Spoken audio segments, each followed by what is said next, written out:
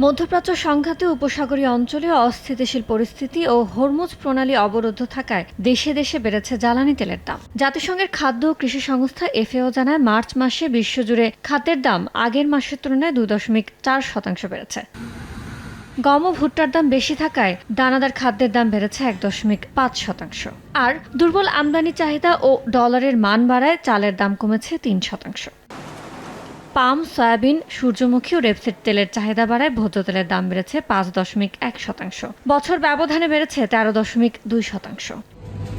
সরবরাহ কম থাকায় মাংসের দাম বেড়েছে 1%। তবে গরুর মাংসের দাম বাড়লেও কমেছে মুরগি ও ভেড়ার মাংসের দাম।